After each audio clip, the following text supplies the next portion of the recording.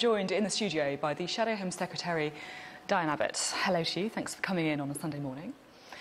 Now, you've obviously been in the headlines a lot over the last few weeks, and I am keen to talk about some of those issues. But first, I think we should speak about the abuse that you've experienced. And you've been in Parliament now for 30 years, the first black woman to take your seat in Parliament. You've never spoken about this before, so why have you decided to speak out now? It's the level of abuse, particularly in recent weeks. What we were getting, and have had for some time, is almost daily abuse, being called a bitch, and rape threats, people saying I should be hanged, and it reached a particular pitch in the last few weeks. Well, you didn't have this flurry of attacks on Poles and Eastern Europeans. I have a friend who lives on the South Coast, and she's had abuse shouted at her. She's a black woman. And then they say, you know, we voted for Brexit. But did you vote for breakfast? Of course I did. You didn't? No. I voted to remain. You did. And I thought to myself, you know, had I known it would be like this 30 years on from being elected, I'd have thought twice for running for Parliament at all. Really, that is actually quite shocking. And I'd like to, apologise for viewers for some of the language that we are going to listen to and have heard.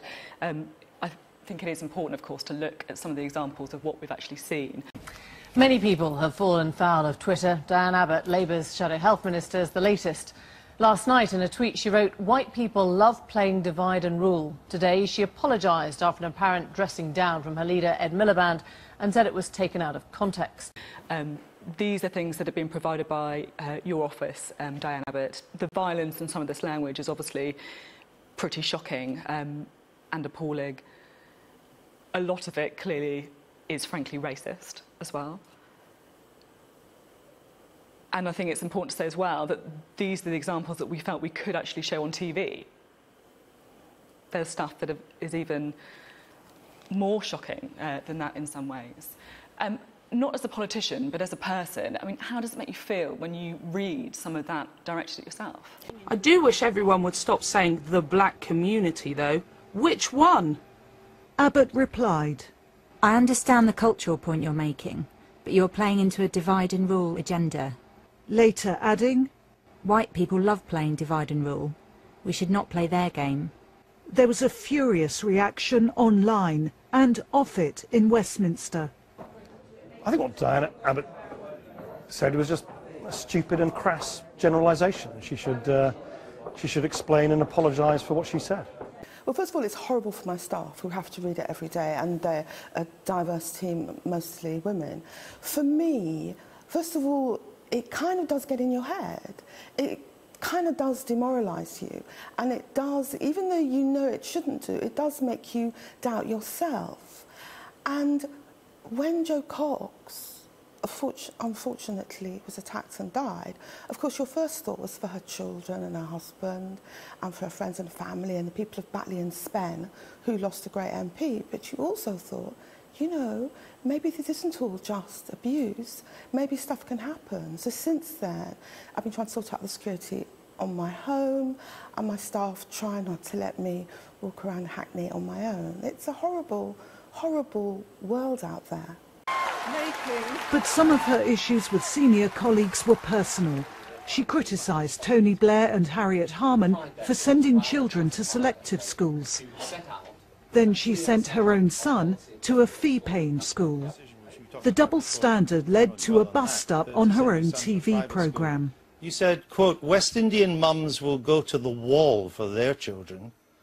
So black mothers love their kids more than white? Andrew, we've just had, I think, one of the most important budgets in a generation. I've said everything I'm going to say about where I sent my son to school. No, I'm not. That's what I want to. I don't understand this quote. No. Supposing Michael had said, "White mums will go to the wall for their children." Andrew, I've got nothing new to say. Why? It's really quite frightening. And you mentioned Jo Cox. I remember speaking to some other Labour female MPs who said that after that happened, their children basically asked them to quit politics because it's not worth it. I mean, the emotional impact of it must be really very heavy.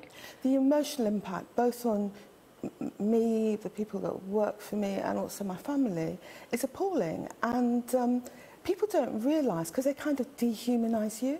I suppose some people will judge that on balance, Mao did more good than harm. You can't say that about the Nazis. What was the good bit? Remind me what the good bit was. Serious, Well, it's funny, I just had this debate with my son. I wish this were in prime time. Really well, I just had this debate with my son. Still like all these old lefty dictators. Mao killed tens of millions of people. Yeah, just tell me, what was the good that he did that made up for the 60 million people he murdered? He led his country from feudalism, he helped to defeat the Japanese, and he left his country on the verge... He could have beaten the Japanese too. No, well, and he left his country on the verge of the, you know, the great economic success they're having now. And people don't realise, because they kind of dehumanise you. All that's true, although let's just say to Diane that you call Stalin the greatest ever dictator. In terms of mass murder, he isn't on the same page as Mao that Diane apparently Well, I calls. was just putting the case for Mao. Yeah, but I mean, the point about... but like Mao, he did lead his people from feudalism. Anyway, those who had not been murdered were led from feudalism. Yes, those who survived the pogroms. People don't realise, because they kind of dehumanise you. So they can call you all these names. They can say you should be hanged or die in some horrible way. And I just think everybody, not just the people that, you know, tweet, Facebook, that stuff, but even mainstream media have to recognise they talk about women politicians and black politicians in a different way. I mean, one of the things about this new leadership is how post-meritocratic it is to posh white boys from the home counties. What would you say then to a young black girl or a young black boy thinking about going into politics, because seeing some of this must be pretty off-putting? Well, I tell them to do it. I mean, in 30 years, I have been able to see change. I mean, I was the first Member of Parliament made a speech about Stephen Lawrence, and I, with Bernie Grant, who was an MP at the time, and Paul Button, we took Doreen Lawrence to meet Jack Straw when Labour was still in opposition, and she completely swept him away. And as a consequence, we had the Macpherson inquiry. So you can make change, you can make a difference. But I think it's very, very sad that you're seeing this horrible abuse. And I actually think internet providers could do more. I mean, Facebook and Twitter, they're American companies. They believe in First Amendment rights, rights to freedom of speech. But no one really has a right to peddle this racist and sexist abuse. Would you like to make it clear that, in the round, in general, West Indian mums are no better or no worse than white mums and Anglo-Asian mums and so on? Andrew, I've got nothing more to say. You don't want to make that clear? Andrew, I've got nothing more to say. So you still think West Indian mums I've got nothing more to say. OK. Yes. So what needs to happen then? Do you think a parliamentary inquiry, for example, into racist and sexist abuse would help? I think there's probably a case for a parliamentary inquiry, but partly to make internet providers do more to close down these people. Well, I was actually referring to the nature of 19th century European colonialism, but that's a bit much to get into 140 characters. But if you look at it out of context, saying white people love to divide and rule is a pretty controversial remark if people don't see it in context. Do you accept that it was not a wise thing to put out there? I think the tweet was taken out of context, and some people have interpreted it maliciously. Well, explain for us then, and for viewers who are talking about this, so there's a lot of Twitter activity going on. Explain to us what you actually meant by the comment. Sure. Yeah.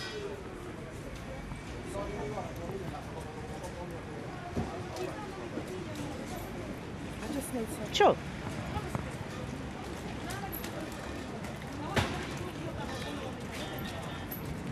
Hi. Can I just...